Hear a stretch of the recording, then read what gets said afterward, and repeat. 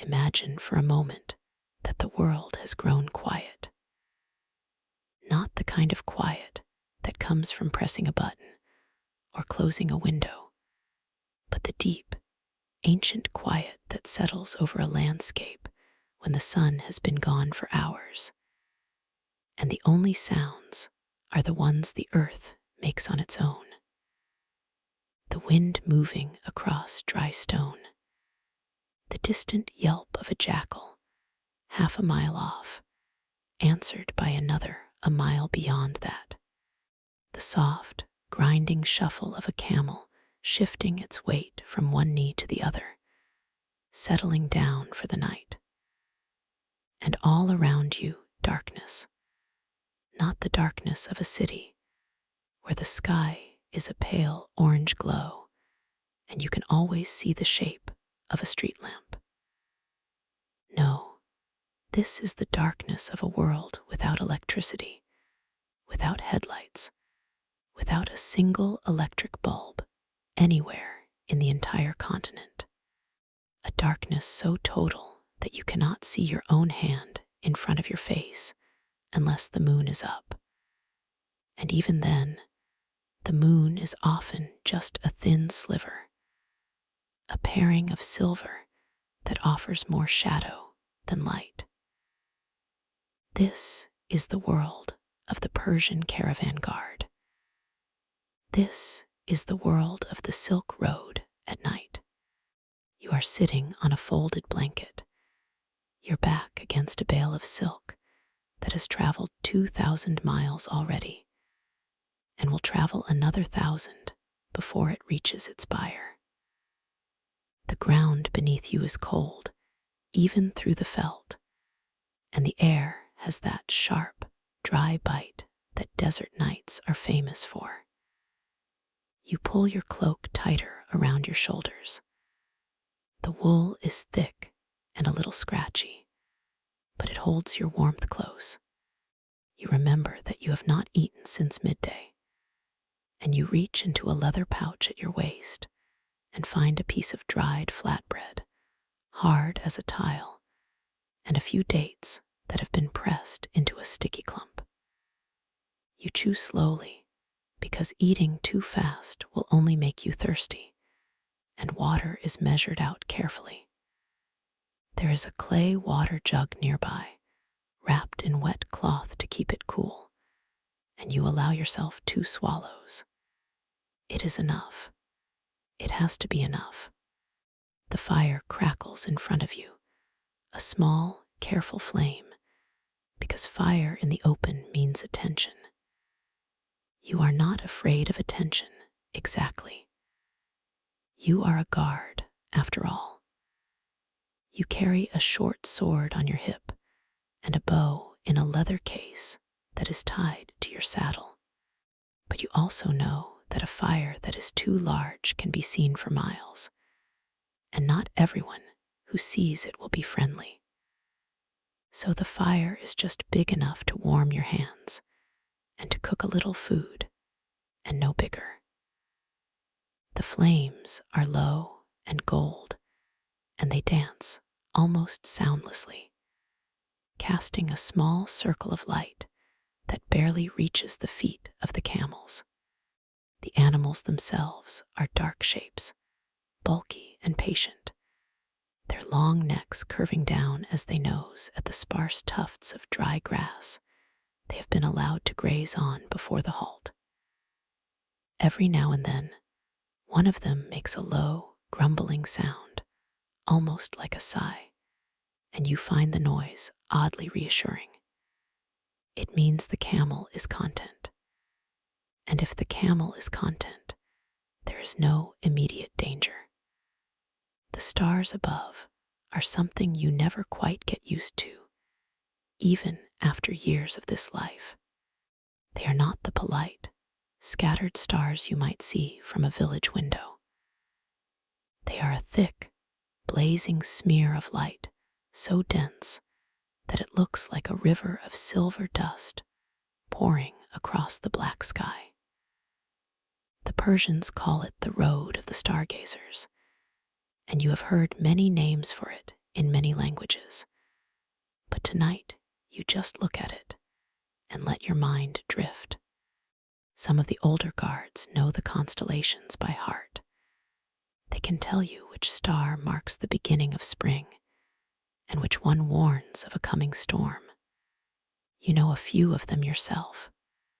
The one that hangs low on the eastern horizon, the one that flickers with a reddish tint, that one is the eye of the great bull. Or so you have been told. You are not certain, but you look for it anyway, because it gives you something to do while you sit and wait for your turn to sleep. Sleep is a luxury on the Silk Road. It is also a necessity, and the two things do not always agree. A guard cannot simply lie down and close his eyes for 8 hours, the way a merchant might in a comfortable inn. No, a guard sleeps in shifts, and the shifts are short. 4 hours, sometimes 5, if the company is small and the road has been quiet. The rest of the time, you are awake, you are watching, you are listening. And this is where the art of survival begins, because the night is not just dark.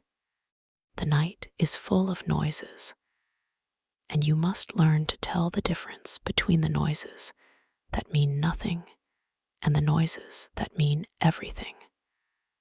For example, the wind.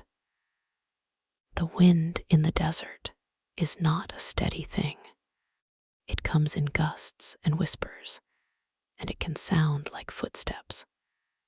A man who is new to the caravan will hear the wind and think he hears a band of horsemen approaching. He will reach for his sword, his heart hammering, and the older guard beside him will put a hand on his arm and say, "No, it is only the wind." It is a sound that tumbles across the gravel and gets tangled in the sagebrush. It is nothing, and you learn to relax again. But then there is the sound of a stone being turned over. A small, sharp click, like a pebble knocking against another pebble. That sound, you learn, is not the wind. That sound is the foot of a wolf or a hyena or a man trying to walk softly. And when you hear that sound, you do not reach for your sword right away. Instead, you stop moving. You stop breathing. You let your hand rest on the hilt of your blade, but you do not draw it. You wait. You listen again. And if the sound does not repeat, you slowly let your breath out. Sometimes it was just a lizard or a desert hare hopping from one spot to another. But sometimes it was not. And you survive the nights by knowing the difference. The caravans that traveled the Silk Road were not small affairs. A typical group might include 50 camels, sometimes 100, and with them came a dozen or more guards, plus the merchants, the camel drivers, the cook, and the boy who ran errands and fetched water. They moved slowly, at the pace of a laden camel, which is about 2.5 miles per hour. That means a day of travel covers maybe 15 to 20 miles. And every mile took you further from the safety of a town and deeper into the great empty stretches of the Persian plateau, the scrublands of Central Asia, the high passes of the Pamir Mountains. By nightfall, the caravan would stop at a place that had been chosen not for its beauty, but for its practicality. A spot with a little grass for the animals, a spot with a natural barrier like a low ridge or a dry riverbed that offered some protection from the wind, and above all, a spot with water. Water was the first question. Everything else came after. And once the caravan stopped, the routines began. The camels were made to kneel, and their loads were checked. The ropes were tightened or loosened as needed. The animals were watered, and then allowed to graze on whatever they could find. The cook, a wiry man with a perpetual squint and hands blackened by smoke, would build a small fire and start preparing a simple meal, usually a stew of dried meat and lentils with a little salt and some wild herbs gathered along the way. The merchants would sit together, talking in low voices about the price of silk versus the price of lapis lazuli, or the latest news from the court of the Shah, and the guards would take their positions. You have been a guard for 3 years now, which is long enough to know the patterns, but not so long that you have forgotten the fear. You still feel it sometimes when the wind dies down and the silence becomes too deep. That is the worst silence, the one that feels like the whole world is holding its breath. You tilt your head and listen, and you hear nothing, not even the camels shifting, and your skin prickles because you know that something has spooked them. They are standing perfectly still, their ears swiveled forward, and you know, without being told, that there is a predator nearby, or a band of men. You draw your sword slowly, so that the metal does not scrape against the scabbard, and you wait. And then, after a long minute, one of the camels huffs, and the spell breaks, and the old guard beside you says, "It was a wolf. He is gone now." And you sheath your blade and let your shoulders drop. But not all nights are like that. Most nights are quiet. Most nights, you sit by the fire and you look at the stars and you think about home, or you think about nothing at all. You let your mind go blank, the way a man does when he has been walking all day and his body is tired, but his mind refuses to sleep. You watch the flames and you listen to the sounds of the caravan settling down for the night.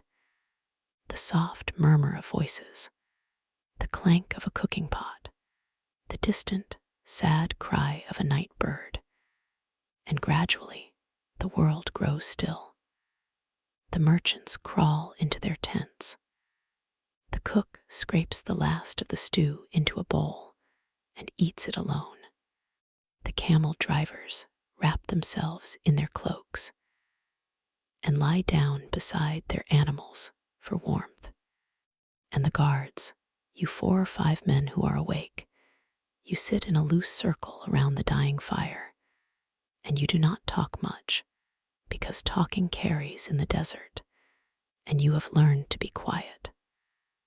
But you are not alone. You are together. And that is one of the oldest tricks of survival, the one that every guard knows. You do not face the night by yourself. You share it. You take turns. You watch each other's backs. And when your shift ends, you lie down on your blanket, still wrapped in your cloak, and you let your body sink into the hard ground. You are asleep in less than a minute. It is a light sleep, the kind that can be broken by a single sharp sound, but it is sleep nonetheless. And in the morning, you will wake with the first gray light, stiff and cold, and you will eat a handful of dried mulberries and a piece of cheese, and you will saddle your camel and prepare for another day of walking. But that is later. For now, for this small pocket of time, you are at rest. The fire is dying down to embers, red and orange coals that pulse like a slow heartbeat. The darkness presses in from all sides, but it does not frighten you. You have learned its language. You have learned its moods. You have become part of the night yourself. And so, as you drift toward sleep, or as you sit and listen to this story in your own quiet room, the world of the Persian caravan guard becomes a little closer, a little more real. You can almost smell the dust and the wool and the faint sweetness of dried dates. You can almost feel the cold ground beneath you and the weight of the cloak on your shoulders. It is a strange comfort, perhaps, to think of a life so different from your own, a life lived so close to the edge of danger, and yet so filled with simple, patient rhythms. But that is the magic of these old stories. They remind us that the night has always been there, and that people have always found ways to endure it, not with great feats of heroism, but with small, repeated acts of attention, with the careful tending of a fire, with the shared watch of sleepless eyes, with the knowledge, passed down from one guard to the next, that the darkness is not an enemy. It is just a room you have to learn to see in. And we are only beginning. There is so much more to this world, so many details that make the difference between a safe night and a last night. There is the art of choosing the right camping ground, the tricks for keeping the camels calm, the way the guards would signal each other without a word, the strange superstitions and small rituals that turned a cold desert night into something almost like home. All of that is waiting. But for now, let the embers glow a little longer.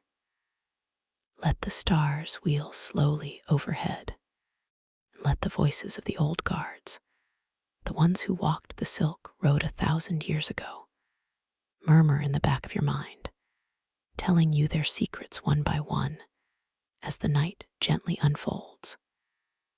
And so, as the night wears on, the embers glow and fade, and the guards settle into their quiet rhythm. You begin to notice the small things that make a difference between a peaceful night and a dangerous one. The first of these is the placement of the watch. It is not simply a matter of taking turns, sitting by the fire. No, the Persian caravan guard learned long ago that the night has its own geography, and you must match your vigilance to it. There are the blind spots, the places where a shadow can hide, where a wolf or a man might slip through unseen. The old guard, the one with the scar running from his temple to his jaw, he knows these spots by instinct. He will spend the first few minutes of the night walking the perimeter, not with a torch, but with his eyes adjusted to the dark. He will stop at a certain rock, a certain clump of scrub, and he will nod to himself. Here, he will say to the youngest guard, "You will sit." Not there by the fire, but here, where you can see the ridge and the gully both. And the young guard will obey, because the old guard has been doing this for 20 years, and he has never lost a camel to a thief or a man to a wolf. You sit where you are told, and you learn to keep your eyes moving. The trick is not to stare at one spot. The trick is to let your gaze drift, to sweep the darkness in a slow, steady arc, like a lantern beam that never stops. The desert at night is full of small movements. A lizard scuttling over a stone, a beetle crawling across your boot, the wind stirring a tuft of grass. If you stare at one thing, you will see only that thing, and you will miss the larger shape that slides between the boulders. So you let your eyes wander, and you listen. You listen for the things that do not belong. The crack of a twig that is too sharp, too deliberate. the sudden silence of the crickets, the way the camels shift and grumble when they sense something beyond the firelight. You have learned to read these signs like a language. The old guard once told you that a camel's ear is worth more than a dozen swords, because a camel can hear a man walking a mile away, and it will tell you if you know how to listen. But the camels are not the only animals that speak in the night. The horses, if the caravan has any, are even more sensitive. They will stamp their feet and snort, and their ears will swivel like antennae. The guard who tends the horses will sometimes sleep among them, because the warmth of their bodies is a comfort, and because they will wake him if anything approaches. But camels are the true companions of the Silk Road. They are strange, proud creatures, with their long necks and their soft, knowing eyes. They can go days without water, but they also have a deep fear of the dark, of the unseen. When a camel refuses to move, when it plants its feet and will not budge, that is a sign that something is wrong. The old guards know this. They will not force the camel. They will wait, and they will look harder into the night. And sometimes the sign comes from above. The stars, for instance, are not just beautiful. They are a clock. The guards know which constellations rise and set at which hours, and they can tell how much time has passed by the position of the stars. The hunter Orion, they call him the warrior, and when he climbs high overhead, it is the deepest part of the night. That is the most dangerous time, because the sleep is heaviest, and the watch is harder to keep. The young guards often struggle during these hours. Their eyes grow heavy, their heads nod. The old guard will walk over and stand beside them, not speaking, just standing, and the presence of another man is enough to jolt the young guard awake. Sometimes the old guard will share a piece of dried fruit or a sip of water and say nothing. The gesture is enough. One of the secrets the old guards carry is that the night is not silent, not really. There are layers of sound. The wind, for instance, has its own voice, and the guards learn to distinguish the sound of wind through scrub from the sound of wind through a man's robes. A low, steady hum against the sand is the wind. A whisper that stops and starts, that pauses behind a rock, that is something else. The guards also learn to listen for the absence of sound. When the wind dies, they hold their breath. When the camels stop chewing, they become still. When the fire pops, they note it, but only as a marker of the ordinary. The truly skilled guard can hear the difference between a stone that is kicked and a stone that is turned by a foot that is trying to be careful. The kicked stone skips, the turned stone rolls, and the guard who hears that difference will have his hand on his blade before the stone has stopped moving. You, as a guard, also learn to use the darkness to your advantage. You wear dark clothes, not because they look better, but because they blend into the shadows. You move slowly, deliberately, never in a straight line. You avoid the open spaces between the fire and the perimeter. You keep your back to a rock or a tree whenever you can, and you never, ever stand silhouetted against the fire. That is the easiest way to become a target. The old guard taught you that on your first night. He grabbed you by the shoulder and pulled you away from the flames, and he said, in a voice that was not angry but firm, "You stand out like a goat on a hill." Do not do that again. And you never did. The fire itself is a tool. It is not just for warmth and cooking. It is a barrier. The guards keep the fire burning all night, not bright and roaring, but low and steady. They add dry dung and twisted grass from the camel loads, because these burn slowly and give off a steady orange glow. The fire pushes the darkness back a little, and it creates a zone of relative safety. But they also know that the fire blinds you to what lies beyond. That is why the guard on watch does not sit too close. He sits at the edge of the light, where he can see the fire and the dark at the same time. His eyes adjust to the dimness, and he becomes part of the twilight.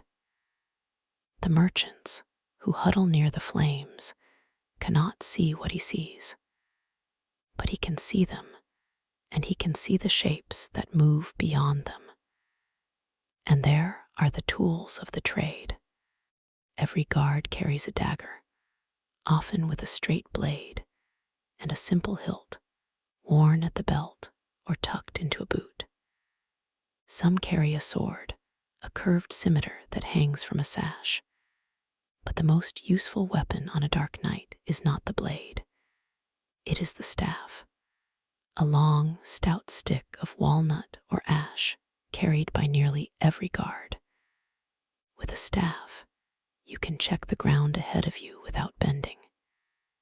You can tap a suspicious shadow, and if it is a sleeping animal, the touch will wake it, and you will know. You can lean on it when you are tired, and you can swing it with enough force to break a man's arm.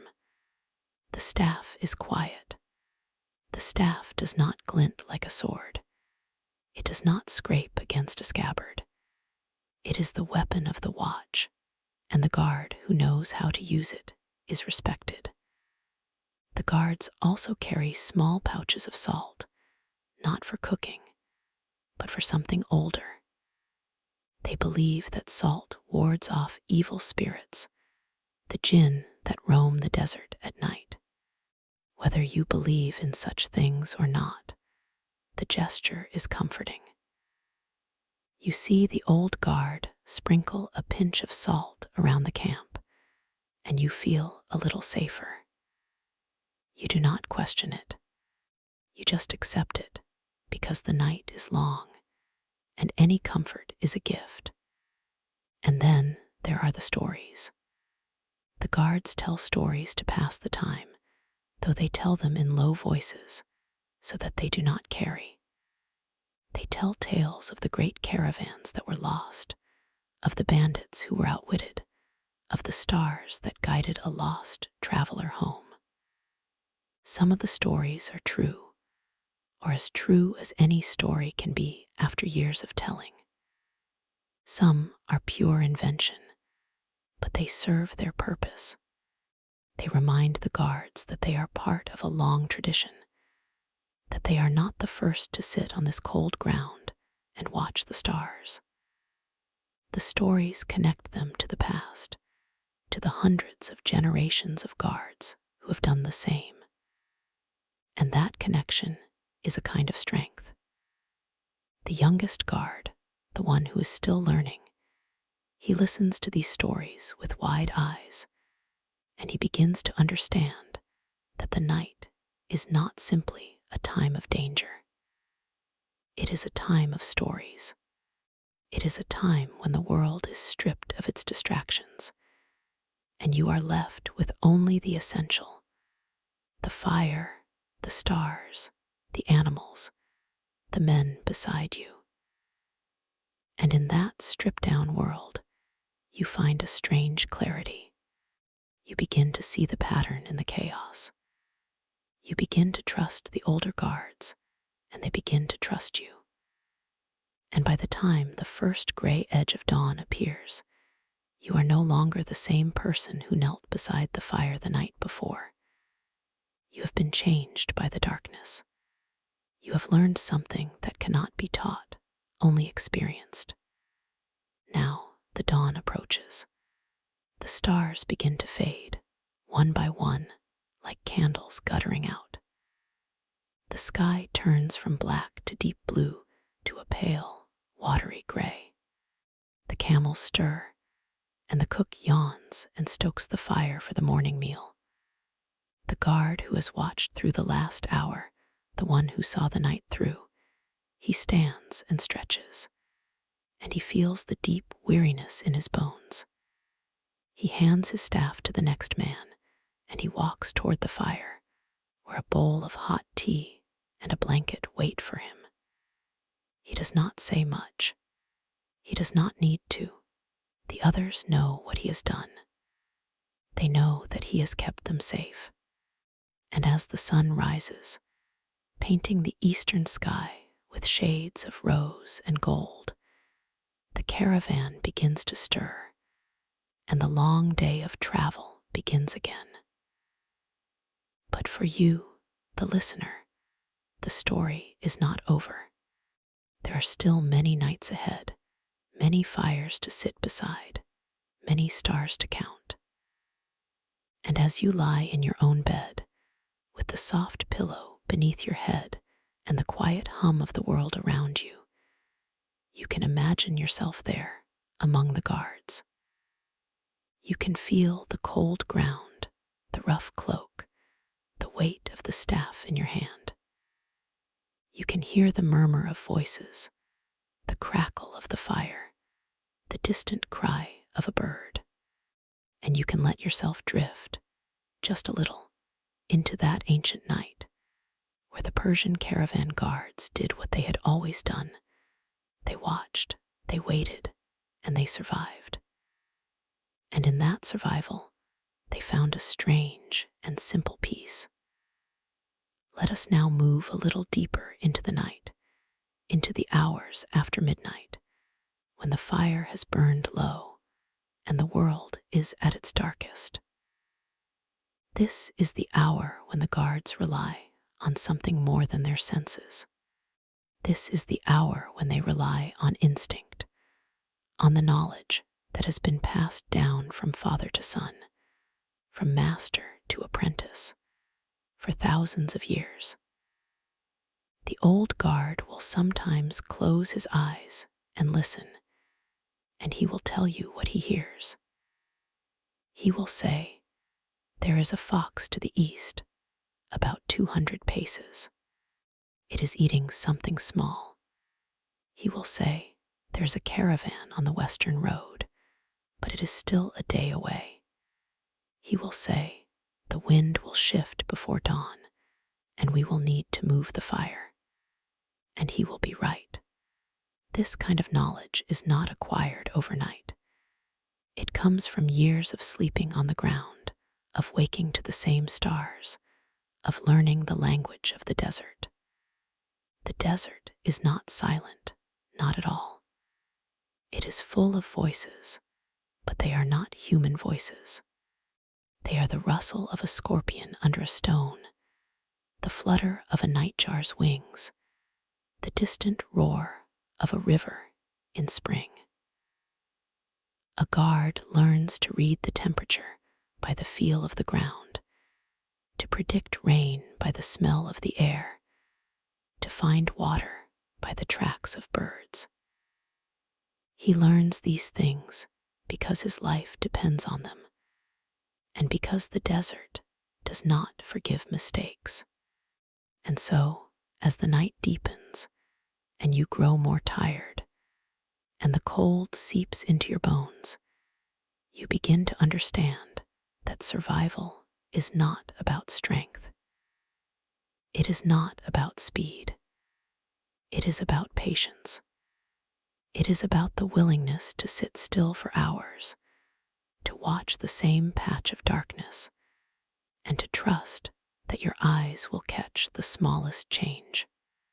It is about the discipline to stay awake when your body screams for sleep, to keep your mind clear when the boredom threatens to swallow you. And it is about the quiet courage of knowing that the night will end. It always ends. The sun always rises. That is the ultimate secret of the Persian caravan guard. He does not fight the night. He accepts it. He makes peace with the darkness, with the cold, with the loneliness. And in that acceptance, he finds a kind of freedom. Because once you stop fearing the night becomes something else. It becomes a teacher. It becomes a friend. It becomes the vast, silent canvas on which your life is painted, one star at a time. And so, as we drift toward the first light of dawn, let us pause and appreciate the simplicity of that truth. Let us imagine the guards as they begin to stir, the merchants as they rub the sleep from their eyes, the camels as they groan and rise. Let us hear the clatter of pots and the murmur of voices, the first prayers of the day, whispered into the gray air. And let us know that this story is not over, that it continues with every night that falls, with every fire that is lit, with every guard who takes his place at the edge of the light. The Silk Road is long, and the night is patient, and the stories are endless. But for this moment, as the embers glow and the stars fade, you can rest. You can close your eyes and let the story wrap around you like a warm cloak. You can breathe deeply and feel the slow rhythm of the night and know that you are safe. And when you open your eyes, the world will be there, quiet and still, waiting for the next story to begin. But the story does not end with the dawn. For the guards, each day is a preparation for the next night, and each night is a lesson in patience and trust. And so, as the sun climbs higher and the heat returns, the caravan resumes its slow march across the endless sands. You might think that the guards sleep during the day, but that is not quite true. They do rest, of course, but they also keep watch. The desert has its dangers, even under the bright sun. The blistering heat, the sudden storms, the bandits who prefer to strike when the light is harsh and the shadows are few. So the guards rotate their rest, taking turns to ride alongside the camels, their eyes scanning the horizon for any sign of trouble. But now, let us turn our attention to a detail that we have only touched upon: the stars. The Persian caravan guards were some of the finest amateur astronomers in the ancient world. They had to be. The Silk Road was not a single road, but a network of routes, some marked by cairns and bones, others by the faint impressions of previous caravans. In the featureless desert, with the sun beating down and the dunes shifting with the wind, it was easy to lose your way. But at night, the stars were constant. The guards learned to read the sky the way you might read a familiar book. They knew the rising and setting of the constellations, the path of the planets, the meaning of a shooting star. You see, the night sky over the Persian desert is unlike any other. The air is dry, and the light pollution is non-existent. The stars are so bright that they cast shadows, and the Milky Way stretches across the heavens like a river of milk. The guards gave the constellations their own names, names that are lost to us now, but that held deep meaning for them. There was the camel, a group of stars that appeared in the autumn, guiding the caravan south. There was the thief, a faint cluster that was said to bring bad luck to those who saw it on a moonless night. And there was the lantern, the brightest star in the sky, which the guards used to set their bearings when all else failed. But the stars were not only for navigation, they were also a clock. The guards knew exactly how long a watch lasted by the movement of a particular star across a particular tent pole. They could tell you the hour by the position of the Pleiades or by the angle of the moon. And if you asked them how they learned such things, they would shrug and say, "A man who does not know the stars is a man who is lost." It is that simple. Now, imagine yourself in the middle of a night watch. The fire has burned down to embers, and the cold has settled into your bones. You are sitting on a blanket, your back against a sleeping camel, and you are watching the stars. You have been watching them for hours, and you have begun to notice things you never noticed before. The stars do not all twinkle the same way. Some are steady, some flicker, some seem to change color. And if you stare long enough, you can almost see them move, each in its own slow orbit. You feel a strange sense of connection to the guards who came before you, who sat in this same spot and watched the same stars 1,000 years ago. The stars have not changed. The night has not changed. And you realize that time in this place is not a straight line. It is a circle. The old guard who sits beside you, the one with the gray beard and the quiet voice, he sees you looking up. He says nothing, but he points to a star low in the east. It is just beginning to rise. That star, he says, is called the gate. It marks the entrance to the winter sky. When you see that star, you know that the cold will deepen and the nights will grow longer. The caravans that travel during this time must be especially careful.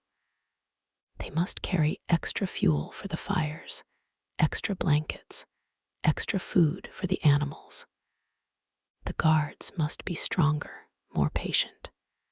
But they also know that the winter stars are the most beautiful.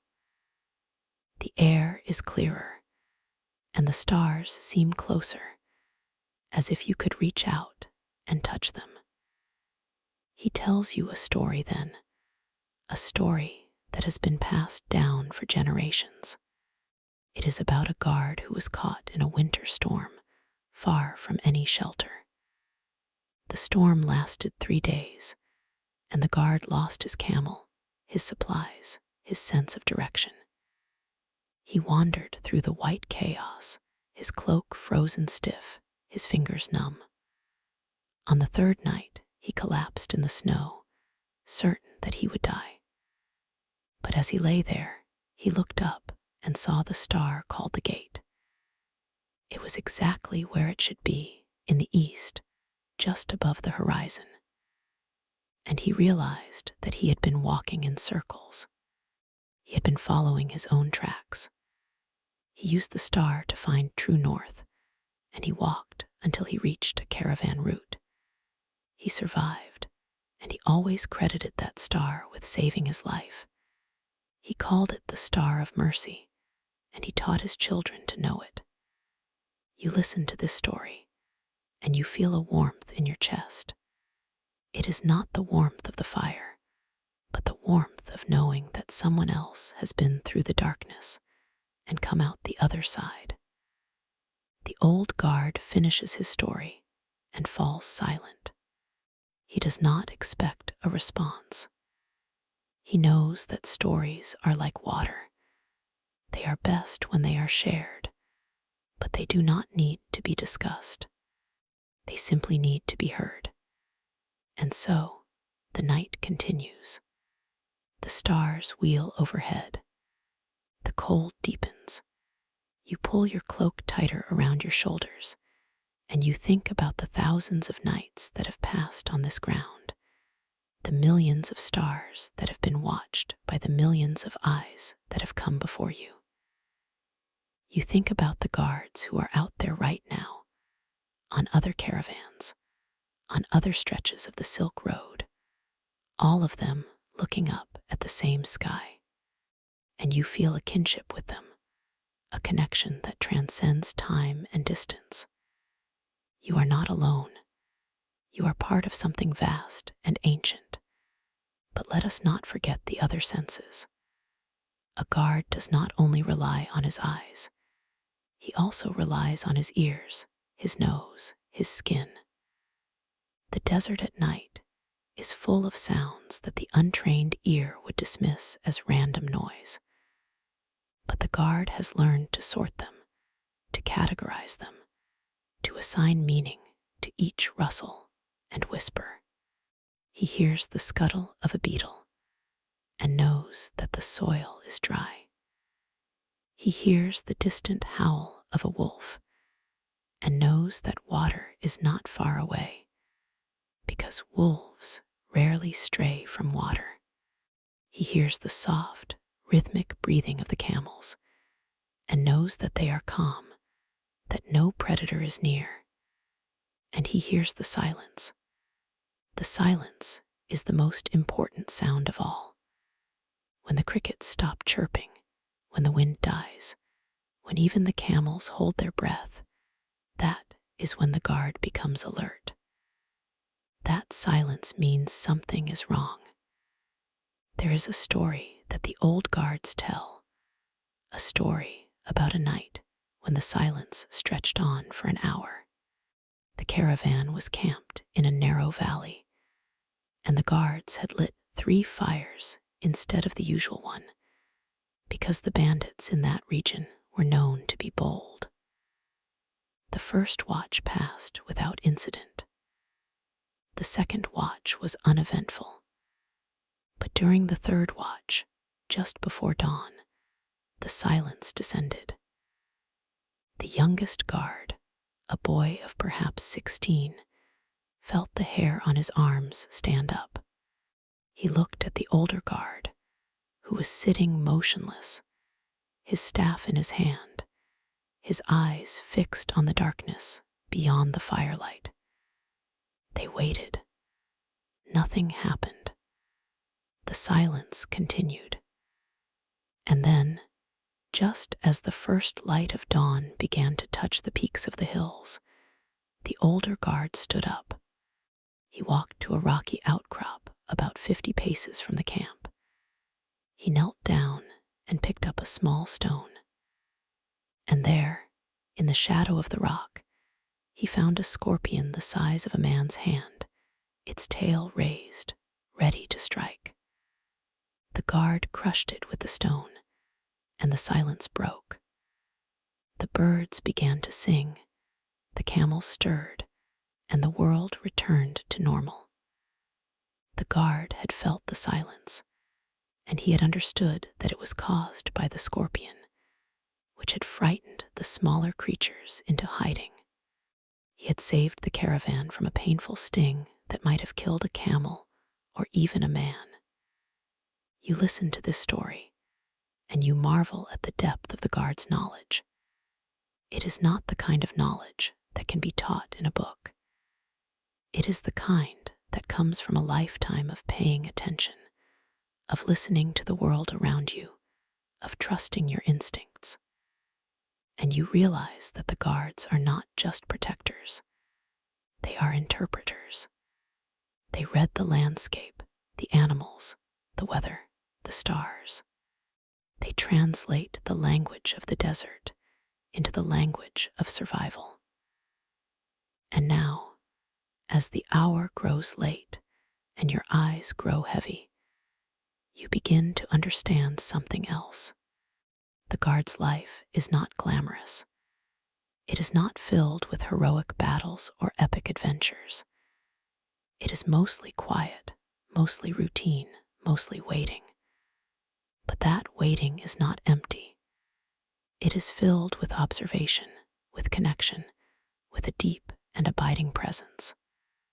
The guard is not trying to escape the night. He is living in it, fully and completely.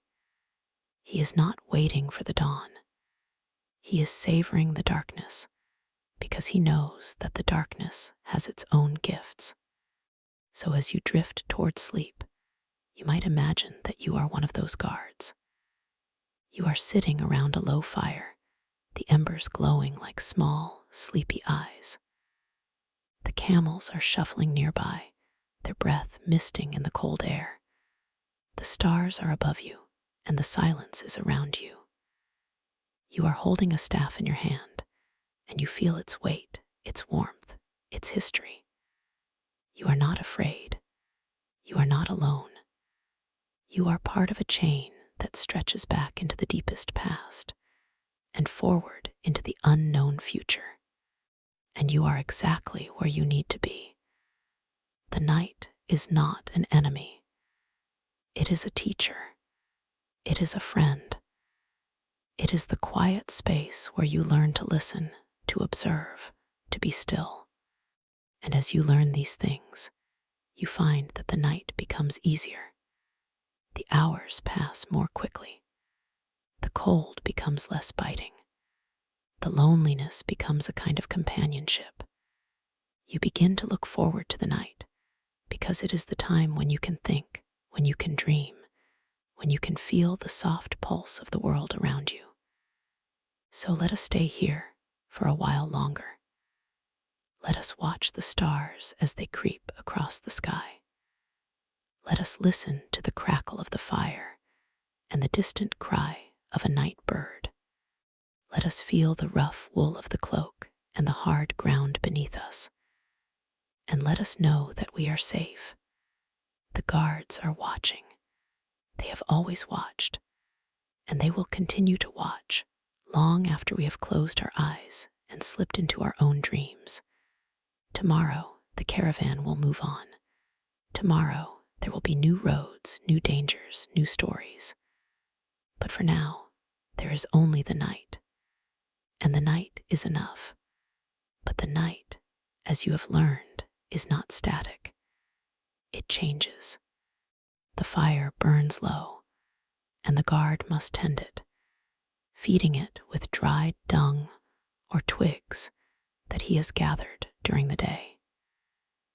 He does this slowly, deliberately, because each piece of fuel is precious. There is no forest here, no easy supply of wood. The guard carries his fire with him in a leather pouch filled with dry tinder and a flint. He knows that a fire is not just for warmth. It is for companionship. It is for light. It is for keeping the wild things at bay. And so he treats it with respect, as if it were a living creature that needs to be fed and cared for. You watch him as he places a new log on the embers. The flames leap up, casting dancing shadows across the rocks. The camels stir, snorting softly, but they are used to the rhythm of the night. They know that the guard is there, and they trust him. They have been traveling together for weeks, perhaps months. The guard knows each camel by name, by its habits, its moods.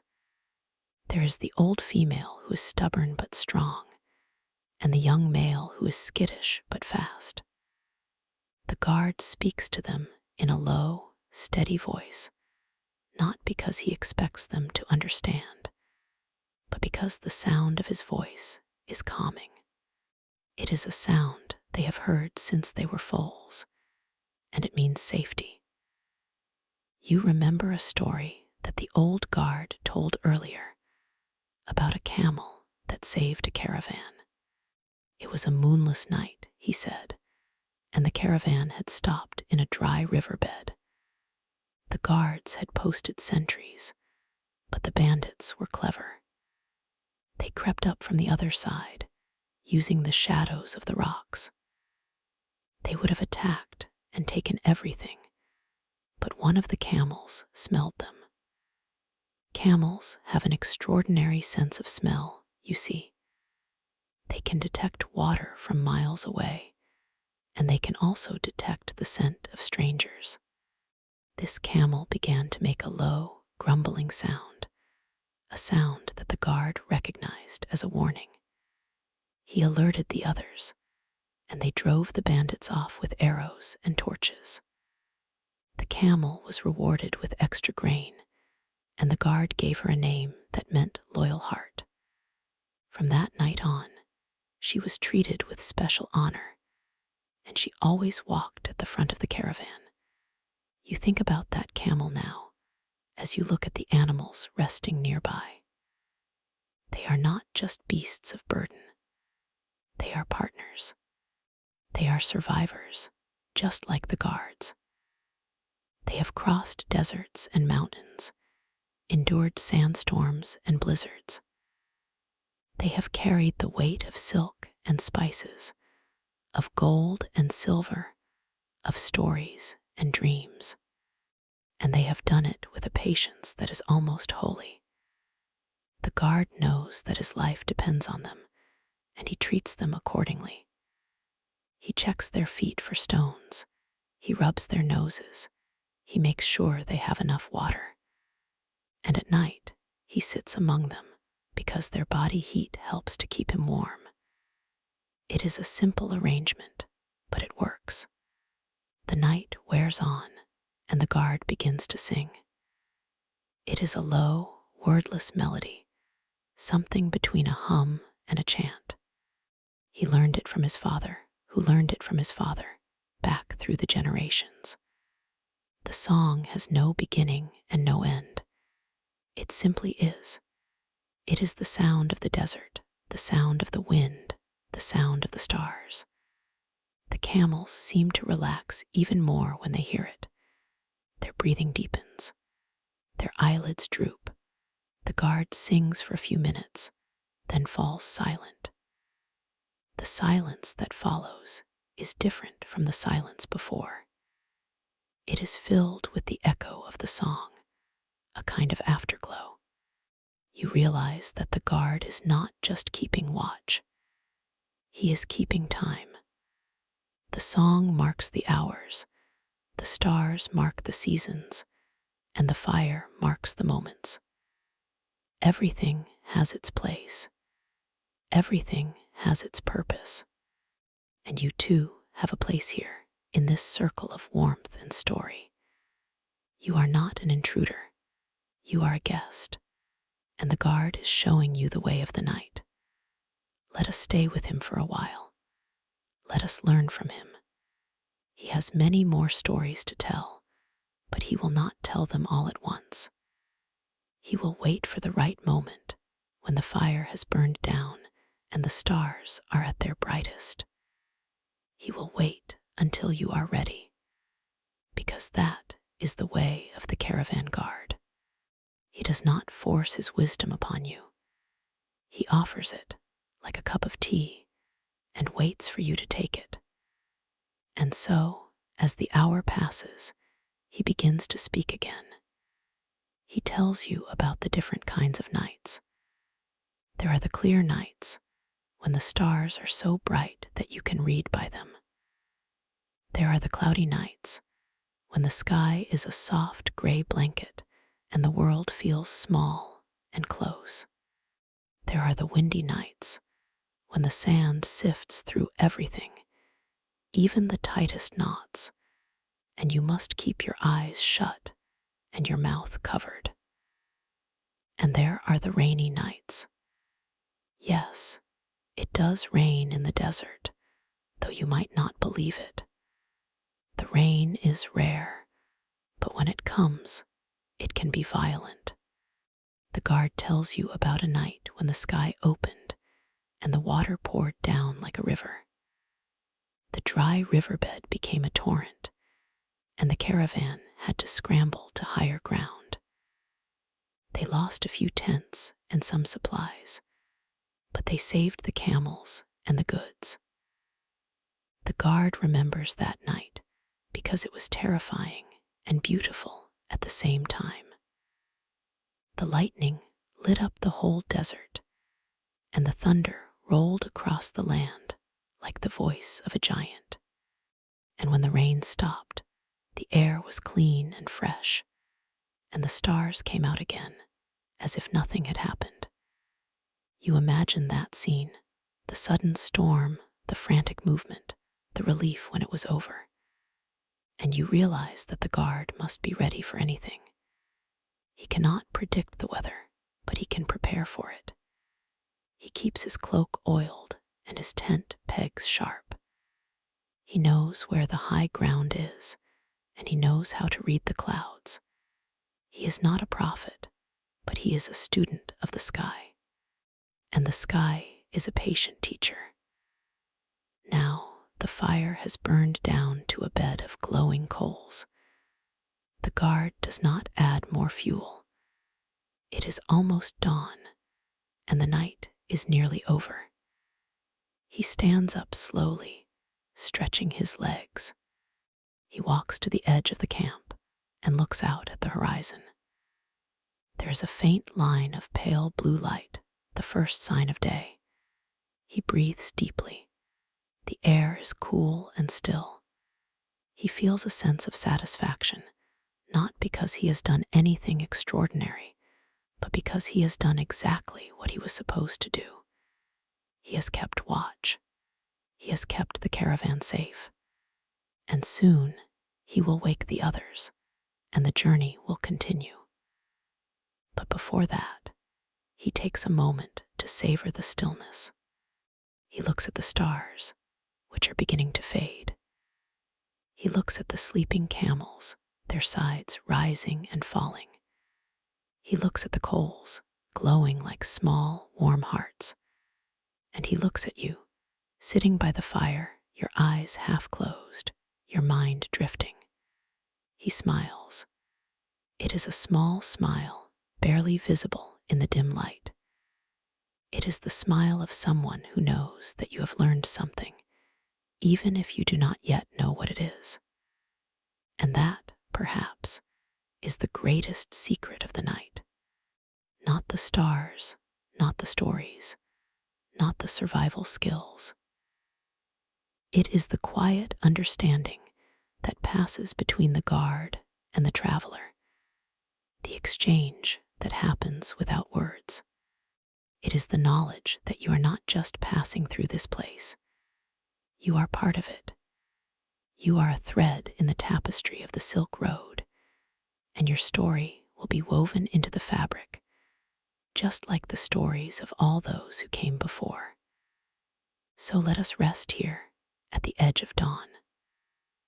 Let us listen to the first bird that begins to chirp, a small, brave sound in the vast silence. Let us feel the chill that comes just before the sun rises, the coldest moment of the night. And let us know that this moment, too, will pass, and that it is precious because it is passing. The guard knows this. He does not cling to the night. He lets it go, just as he lets the day come. He is a traveler in time, as we all are, and he moves with the rhythm of the world. Now the sky is changing. The pale blue line is widening, turning pink, then orange. The stars are gone. The camels begin to stir, rising to their feet with a groan. The guard walks back to the fire and kicks a little sand over the coals, not to put them out completely, but to keep them smoldering. He will rekindle them later for the morning tea. He calls out softly to the others, and soon the camp is alive with movement. Tents are folded, ropes are coiled, loads are secured. The caravan prepares to move again. And you, too, prepare. You fold your blanket, you shake the sand from your cloak. You feel the stiffness in your muscles, the tiredness in your eyes. But you also feel a deep calm, a sense of having been part of something ancient and true. You will carry this night with you, perhaps for the rest of your life. You will remember the warmth of the fire, the sound of the song, the story of the Star of Mercy. And you will know that, no matter where you go, the night will always be there, waiting to teach you its lessons. The caravan forms a long line, the camels strung together like beads on a thread. The guard leads the way, his staff in his hand, his eyes scanning the horizon. He does not look back. He does not need to. He knows that you are following, and that you will learn to see as he sees, to hear as he hears. The road stretches ahead, dusty and endless, but it is also full of promise. Every bend holds a new story. Every rock holds a memory. And the night will come again, and again, and again. And each time, you will be a little more ready for it. So let us walk now in the cool morning air, with the sun at our backs and the road before us. Let us walk in silence, because there is nothing more to say. The night has spoken. The day has begun. And we are part of the great caravan of time, moving forward, always forward, toward the next horizon, toward the next fire, toward the next story. And if you listen carefully, you can still hear the echo of the guard's song, carried on the wind. It is a song that has no beginning and no end. It is the song of the Silk Road, the song of survival, the song of the night. And it will go on forever, as long as there are stars to watch and fires to tend and travelers to guide. The end? No, not yet. The road is long and there are many nights ahead. But for now, we have come to pause, a breath, a moment of stillness before the next step. And that is enough. The end? No, not yet. The road is long and there are many nights ahead. But for now, we have come to pause, a breath, a moment of stillness before the next step. And that is enough. But let us linger here just a little longer before the sun fully rises.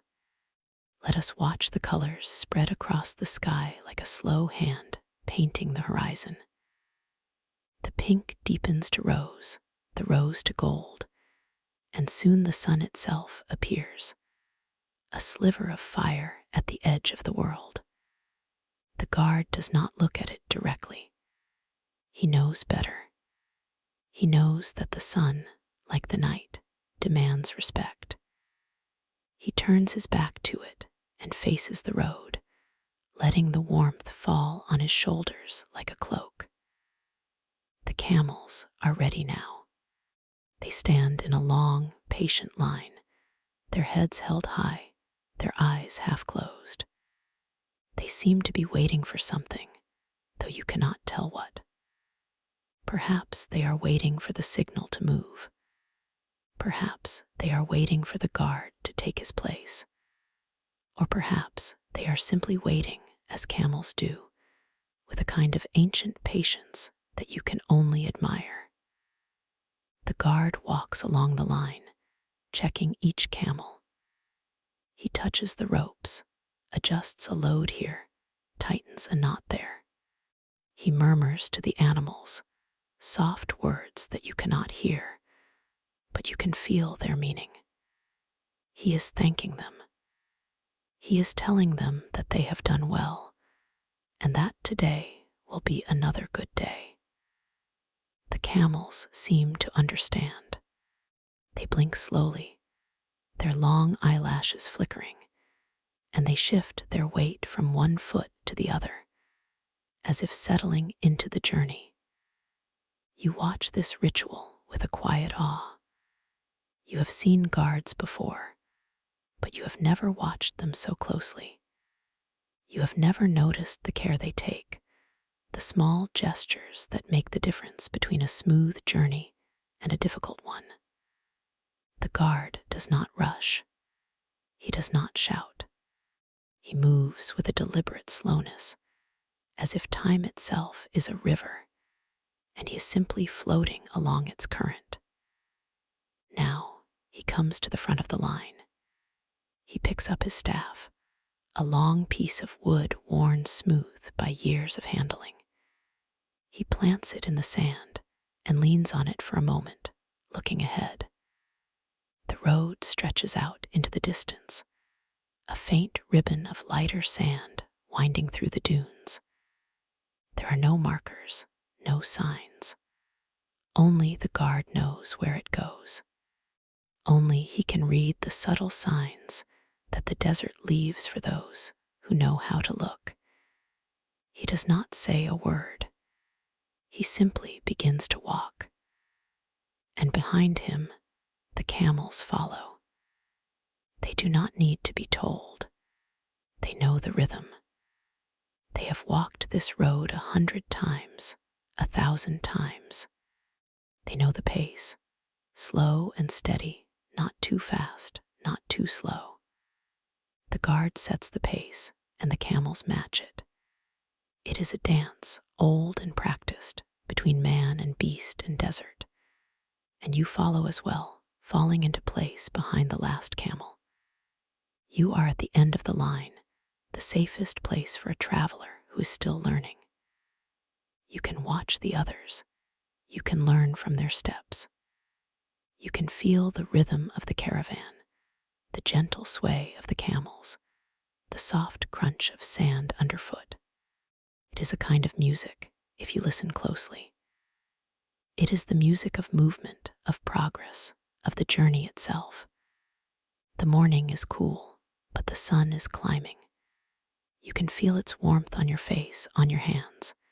You adjust your cloak, pull your hood forward to shade your eyes.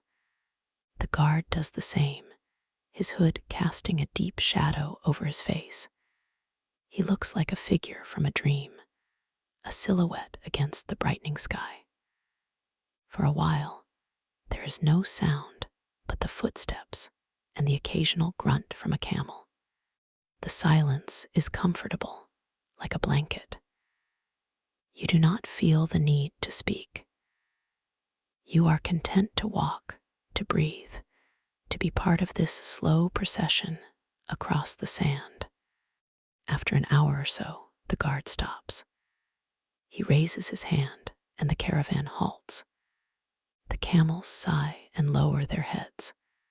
The guard walks back along the line, and you see that he is carrying a small leather bag. He stops at each camel, reaching into the bag and pulling out something that you cannot see. He puts it into the camel's mouth, and the animal chews slowly, contentedly. When he reaches you, he holds out his hand. In his palm is a small piece of dried fruit, dark and wrinkled. He smiles. A date, he says. It will give you strength. You take it. It is sweet and chewy, and you realize how hungry you are. You thank him, and he nods, then continues down the line. This is another ritual of the road, the sharing of food. The guard carries not just dates, but also dried meat, hard bread, and a few precious lumps of sugar. He does not eat much himself, but he makes sure that the camels are fed and that the travelers have something to sustain them. He knows that the desert can drain your energy without warning, and that a small piece of fruit can make the difference between a good day and a bad one. You chew the date slowly, savoring its sweetness. Look out at the desert, which seems to go on forever. The dunes rise and fall like waves on a frozen sea. The sand is 1,000 shades of brown and gold, shifting with the light. You see a lizard scurry across the path, its tiny feet leaving no trace. You see a bird circling high above, a speck against the blue.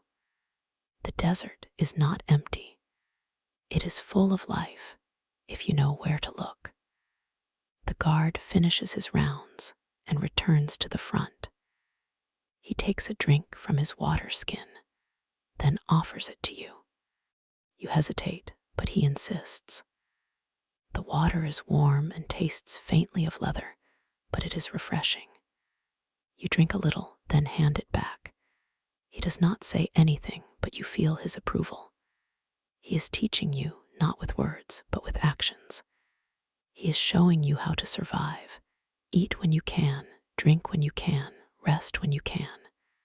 Do not rush, do not waste, and always, always share. The caravan moves on.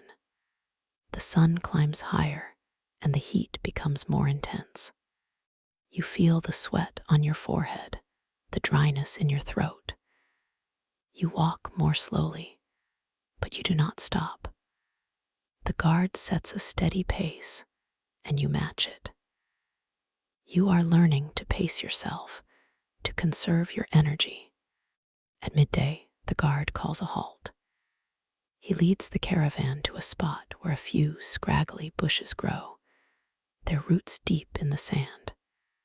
The camels kneel, and the travelers gather in the shade of the animals. The guard builds a small fire, just enough to heat some water for tea. He pulls out a small metal pot, some dried leaves, and a lump of sugar. He brews the tea slowly, letting it steep until it is dark and strong. He pours a cup for each person, handing them out with both hands, a sign of respect. You take your cup and wrap your fingers around it, feeling the warmth. The tea is bitter, but the sugar helps. You sip it slowly, letting it revive you. The guard sits down across from you, his cup cradled in his hands. He looks at you with a curious expression, as if he is trying to decide something. Then he speaks again. You have walked well today, he says. You have not complained. You have not fallen behind. That is good. But the road is long, and the desert is unforgiving. You must learn to see the signs of water, the signs of danger, the signs of the road itself. He points to a small rock near the path. See that stone? It is darker than the others. It has been wet recently. There's a spring nearby, hidden in the rocks. You would not know it unless you looked closely. But now you know. You can look for such stones. They will guide you to water. You nod, and you make a mental note. You look at the stone, and you try to memorize its color, its shape. You realize that the desert is full of such clues, if only you have the eyes to see them. The guard continues. He tells you about the way the wind shapes the sand, creating patterns that point toward the nearest village. He tells you about the way the birds fly, how they always head toward water at dawn and dusk. He tells you about the way the stars shift with the seasons, how you can find north by looking at the two bright stars in the bowl of the Great Bear. And he tells you about the silence. The desert silence is not empty, he says. It is full of sound if you listen. The sand whispers. The wind sings. The earth itself hums with a low, constant tone. You must learn to listen. You must learn to hear the silence. You close your eyes and try to listen. At first, you hear only the sound of your own breathing, the beating of your own heart. But then, slowly, you begin to hear other things. A faint rustle, as if something is moving in the sand. A distant rumble, like thunder from a storm far away. A high, thin whistle, like a flute playing a single note. You open your eyes. The guard is watching you, a smile on his face. You are learning, he says. And you know that he is right. The afternoon passes slowly. The heat is oppressive, but you find a kind of rhythm. You walk, you rest, you walk again. The guard keeps the pace steady, stopping only when the camels need rest or when he spots something of interest. He points out a cluster of rocks that looks like a sleeping camel. He shows you a plant that can be used to treat a fever. He warns you about a patch of quicksand, hidden beneath a thin crust of sand. As the sun begins to sink toward the horizon, the air cools. The shadows grow long.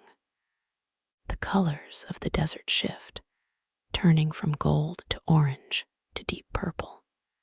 You feel a sense of relief, not just because the day is ending, but because you have made it.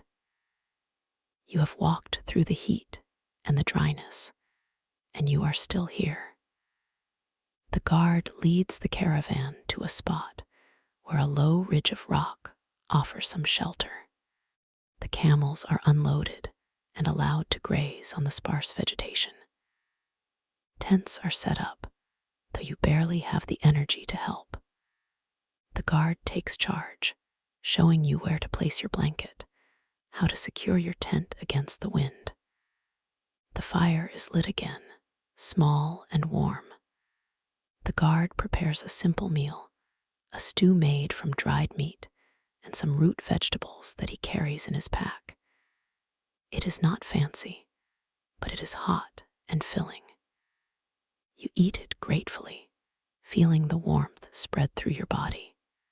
After the meal, the guard pulls out a small instrument, something like a lute, with 3 strings.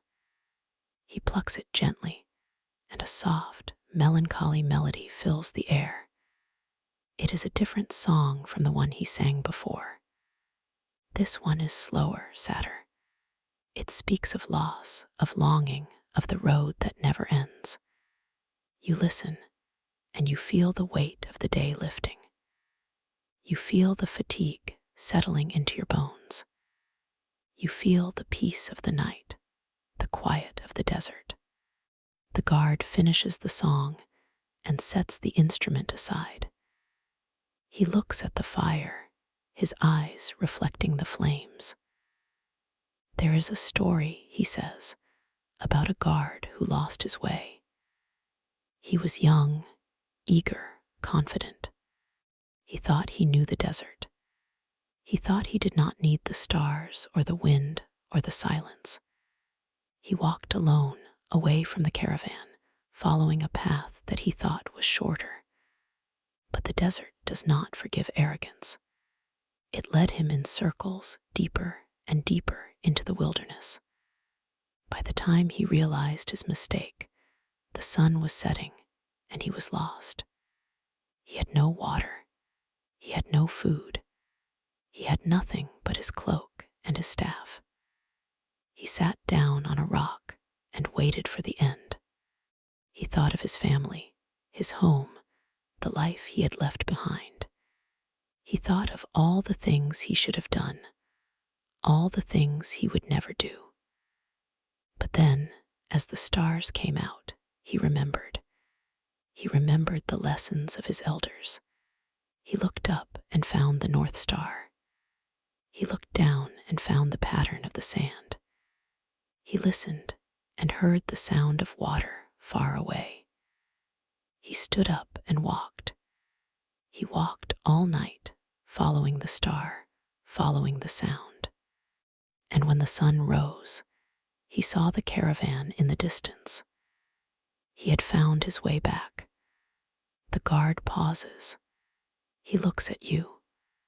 That guard was me, he says, and I have never forgotten that night. It taught me humility. It taught me to respect the desert. It taught me that the road is not something to conquer, but something to follow. You must let it lead you. You must trust it. You sit in silence, absorbing his words. The fire crackles. The stars wheel overhead. And you feel a deep sense of gratitude, not just for the story, but for the night itself, for the quiet, for the company, for the simple act of sitting by a fire, listening to an old man speak. He adds a few sticks to the fire, and the flames rise higher. He looks at you again, his eyes kind. Now it is time to rest, he says. Tomorrow we will walk again, and the day after that, and the day after that. But tonight we are here. Tonight we are safe. Let the fire keep watch. Let the stars be our guide. You lie down on your blanket, pulling it up to your chin. You feel the warmth of the fire on your face, the cool sand beneath you. You look up at the stars, and they seem to be watching you, patient and bright. You close your eyes. The sound of the fire fills your ears, a soft, steady whisper. The guard hums a melody, low and soothing, and you know that you are not alone. You are part of something larger, the caravan, the road, the night itself. You drift towards sleep, and in that drifting, you feel a sense of peace. Not the peace of arrival, but the peace of being on the way. The peace of knowing that the road is long and that is all right. Because every step is a step forward, and every night is a night of rest, and every dawn is a new beginning. The guard continues to hum, his voice blending with the wind. The camels shift in their sleep. The desert stretches out around you, infinite and silent, and you sleep deeply and well, carried by the rhythm of the world. In your dream, you see the caravan moving across a vast plain. The guard is at the front, his staff in hand. The camels follow, their bells chiming softly, and you are there, walking among them, part of the line. You feel the sand beneath your feet, the sun on your face. You hear the song of the road, the song of the centuries, the song that never ends. And you understand, in the way of dreams, that this is not just a journey. It is a story, and you are a part of it. You always were. You always will be. The dream fades, and you sink deeper into sleep, into the warmth and the darkness and the quiet. The night wraps around you like a cloak, and you are safe. And somewhere beyond the edge of sleep, the guard smiles. He knows that you are learning. He knows that you will remember. He knows that one day you will tell your own stories by your own fire to another traveler who needs to hear them. And so the road continues. And so the night endures. And so we go on together through the silence and the stars, through the sand and the song. For this is the way of the Silk Road. This is the way of the guard. This is the way of the traveler. And it is enough. And it is enough. You wake slowly, as if rising from deep water. The fire has burned to embers, glowing faintly in the gray light before dawn. The air is cool and still. The guard is already awake, sitting cross-legged near the ashes, his eyes closed. He is not sleeping, but meditating or listening. You watch him for a moment, and then he opens his eyes and looks at you. The day begins, he says quietly, and the road waits. You sit up, rubbing your eyes.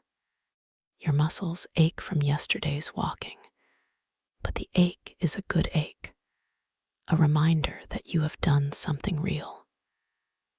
The guard hands you a piece of dried bread and a small cup of water.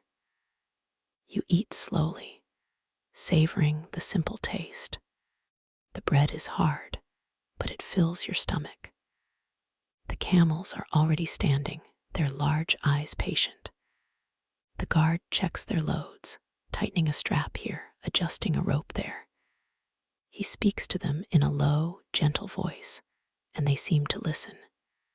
You wonder what he says. Perhaps it is not the words, but the tone of trust.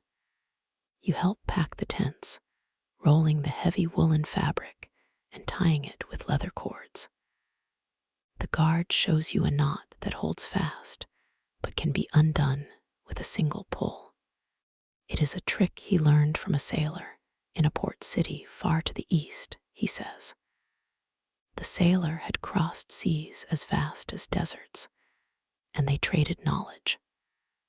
The knot is called a camel's hitch, though the guard admits the name is probably a joke.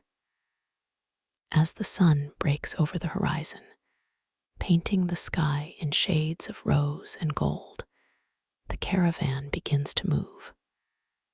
The guard leads the way, his staff tapping the ground in a steady rhythm. You fall into step behind him, and the camels follow, their bells chiming like distant church bells in a forgotten town. The morning is the best time to walk. The air is fresh, the light is soft, and the heat has not yet become oppressive. The guard points out tracks in the sand, the delicate footprints of a desert fox, the trail of a snake, the heavier imprint of a wild ass.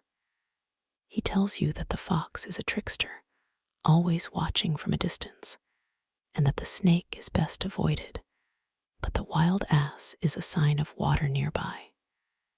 You learn to read the sand as if it were a book, each line a sentence, each mark a story. You walk for a few hours, then stop for a brief rest. The guard shares a handful of dried dates, sweet and chewy. He tells you that dates are the currency of the desert, worth more than gold to a traveler. A man can live on dates and water for weeks, he says. They give energy and keep the body from drying out. He pops one into his mouth and chews slowly, his eyes distant. You ask him about the dangers of the road. He considers the question for a long moment, then answers in his unhurried way. There are many dangers, he says, but the greatest danger is the mind. The desert can make a man forget who he is. It can make him believe he is alone, that he is lost, that he will never find his way. That is the true peril. The scorpion and the sandstorm are real, yes, but they can be faced with preparation and patience. The fear in the heart, that is harder to overcome. He pauses, then adds, that is why we travel together. That is why we tell stories. The stories remind us that we are not the first to walk this road, and we will not be the last. They connect us to those who came before and those who will come after. They give us strength. You nod, understanding a little more of what he means. The stories you have heard around the fire, the songs, the jokes, the whispered legends, they are not just entertainment. They are a thread that weaves the caravan together, a rope that holds against the wind. The rest ends, and you walk again. The sun climbs higher, and the heat returns, but this time you feel more prepared. You have a rhythm. You have the guard's example. And you have the knowledge that you are part of something larger than yourself. At midday, the guard leads the caravan to a shallow depression in the sand, where the ground is slightly damper. He digs with his hands, and after a few minutes, water begins to seep into the hole. It is not much, but enough for the camels and for a small refill of your water skins. He shows you how to find such places. Look for a cluster of tamarisk trees, or a patch of green grass, or a depression where the wind has piled the sand in a certain way. You drink the water slowly. It is warm and slightly gritty, but it tastes like life itself. The afternoon passes in a haze of heat and dust. You walk without thinking, your feet moving automatically. The guard sings a low song, a chant that barely rises above the sound of the wind. You do not know the words, but the melody is soothing, a kind of meditation. The camels sway, their bells marking the time. As the sun begins to descend, you notice a change in the air, a slight dampness, a faint scent of something green. The guard slows, his head turning, his nostrils flaring. He stops and points to the horizon. There, he says, an oasis. You squint, and at first you see nothing but the shimmer of heat. But then, as you watch, a line of green appears, like a thread of emerald on the brown fabric of the desert. Your heart lifts. You have heard of oases, but you have never seen one. The guard says it is a small one, not on any map, but known to the caravans that pass this way. It is a secret, shared only among those who have earned the right to know. You approach the oasis as the light turns golden.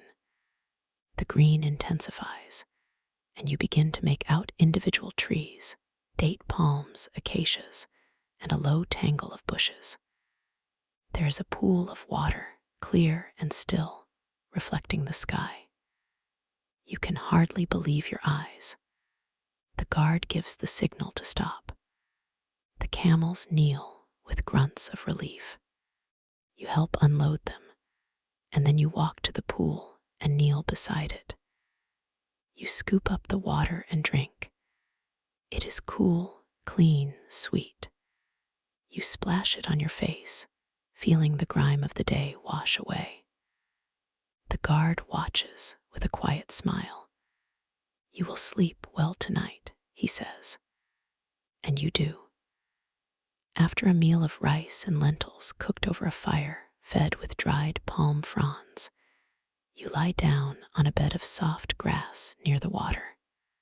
The stars appear one by one, and the guard begins to speak again, his voice low and rhythmic.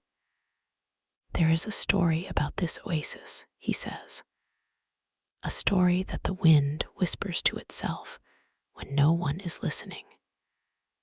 You close your eyes and listen. Long ago, he says, a great caravan was crossing this desert. They had been traveling for weeks, and their water was almost gone. The guides were worried. The elders prayed, but the desert gave no sign of mercy. Then one night, a young girl had a dream. In the dream, a bird flew to her and spoke in a human voice. The bird said, "Follow me. I will show you the place where water hides." When she woke, she told her father, who was the leader of the caravan. He was a practical man, skeptical of dreams. But the water was nearly gone, and he had no other hope. He told the girl to lead them.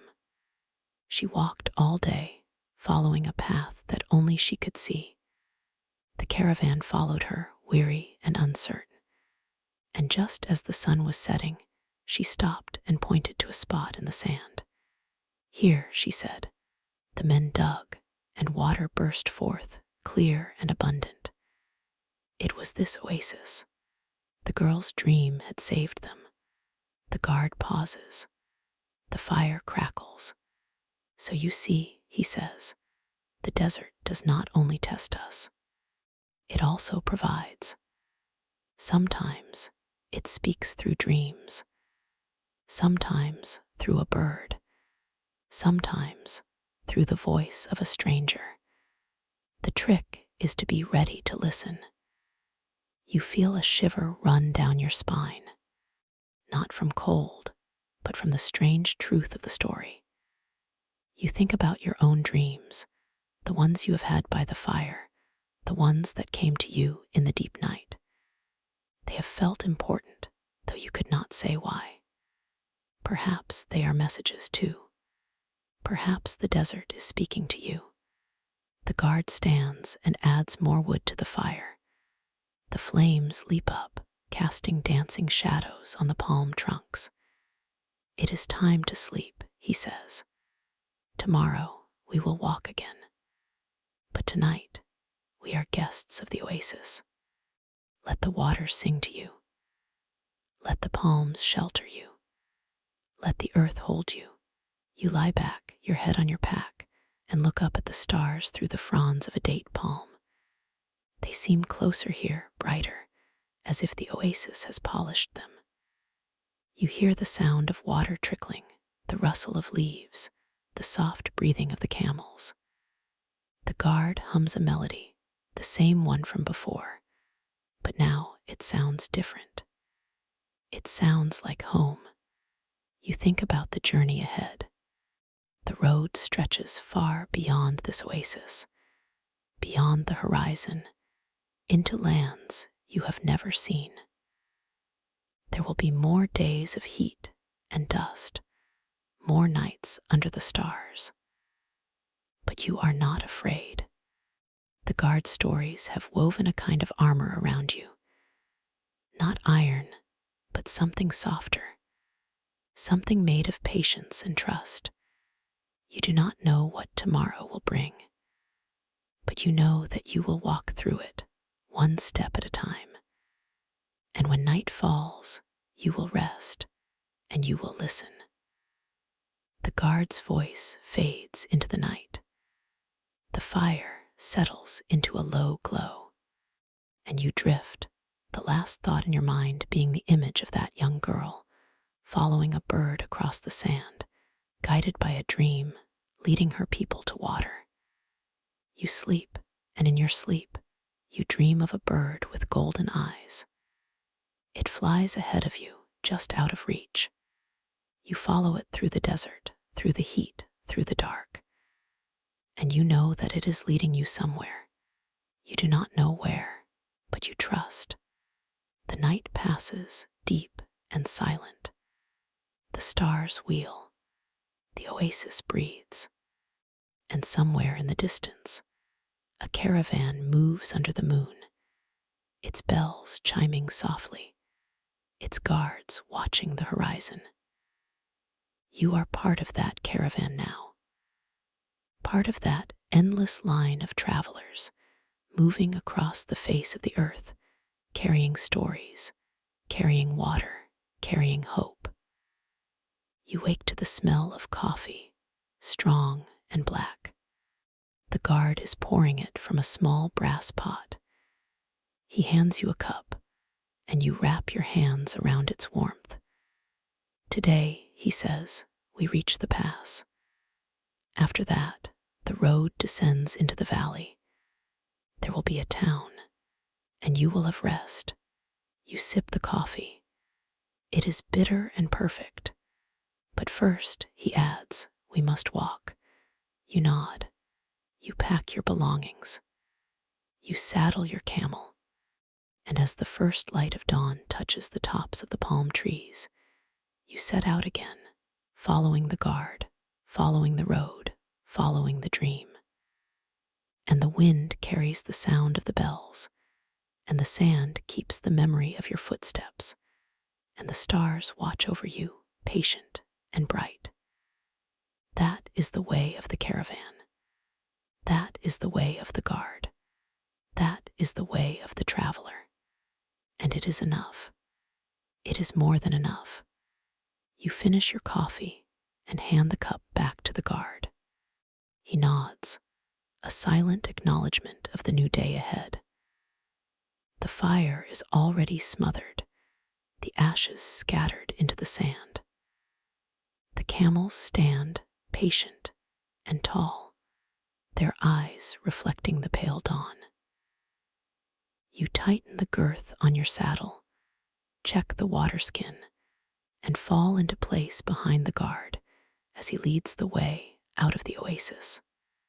The palm trees recede behind you, their green fading into the brown and gold of the open desert. You walk without speaking, your feet finding a rhythm that matches the camel's sway.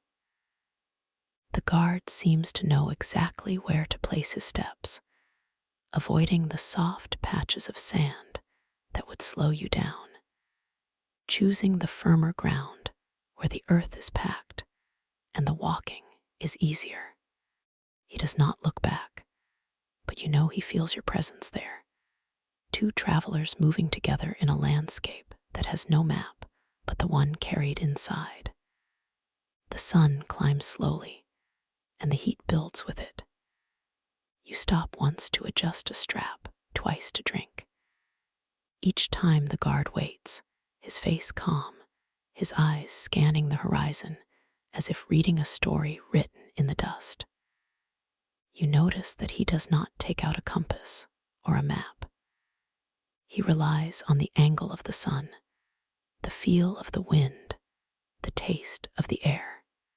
When you ask how he knows the way, he says, "The desert speaks in many tongues."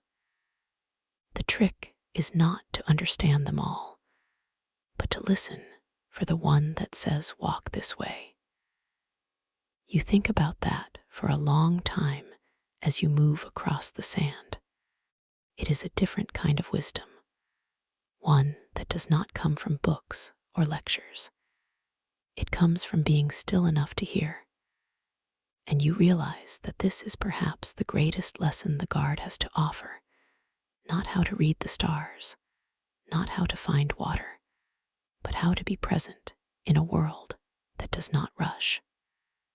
By midday, the land begins to change. The flat plain gives way to low hills of reddish stone, scattered with boulders that look like the bones of some ancient creature. The guard slows, and you slow with him. He points to a narrow gap between two cliffs, barely visible against the glare of the sun. "That is the pass," he says. "We will be there before sunset." The path rises gently, the camels breathing a little harder. The stone radiates heat, and you can feel it through the soles of your sandals. The guard stops to rest the camels under the shade of a huge rock that leans against the cliff like a sleeping giant. He sits down, his back against the stone, and you sit beside him. He takes out a piece of dried meat and offers you some. You chew slowly, tasting salt and smoke and time. "There is a story," he says, "about a guard who once crossed this pass in a storm, a sandstorm, but a storm of wind that howled through the gap so fiercely that it tore the tents from the camels' backs. The guard was young then, new to the road. He did not know that the pass could hold such fury. He huddled behind a boulder as the wind screamed around him, and he thought he would die. But then he remembered something his father had told him. When the wind becomes a voice, do not shout back. Stand still and let it speak."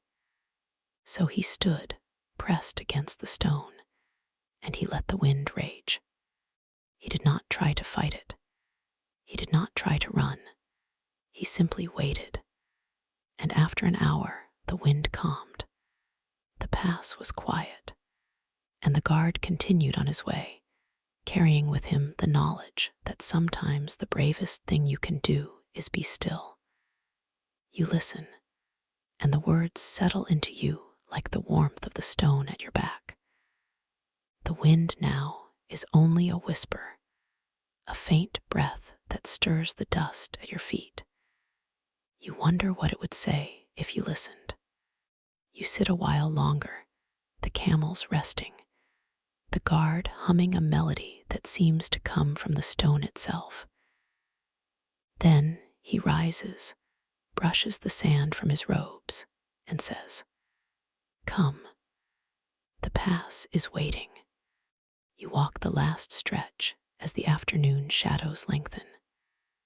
The path winds between the cliffs, the sides narrowing until you can almost touch both walls at once. The light fades, not by much, but enough to change the color of the rock from red to purple. And then, without warning, the trail opens onto a wide ledge that overlooks a valley far below. The view is vast, green in patches, with a river that glints like silver thread. You stop and stare. The guard stops beside you. "There," he says. Tomorrow you will walk into that valley. Tonight we camp here. You sit on the ledge as the sun sets behind the far mountains. The sky turns orange, then pink, then a deep violet that bleeds into blue. The stars begin to emerge, one by one, and the valley below grows dark. The guard builds a small fire, and you share a simple meal of flat bread and dried dates. The flames crackle softly, and the wind whispers through the pass, carrying a scent of pine and distant earth. You lie down, your head resting on your rolled-up blanket, and you gaze up at the sky. The stars are thicker here, as if the altitude has brought you closer to them. The guard speaks once more, his voice low and even. In the valley, you will find a town, and in that town, a caravanserai.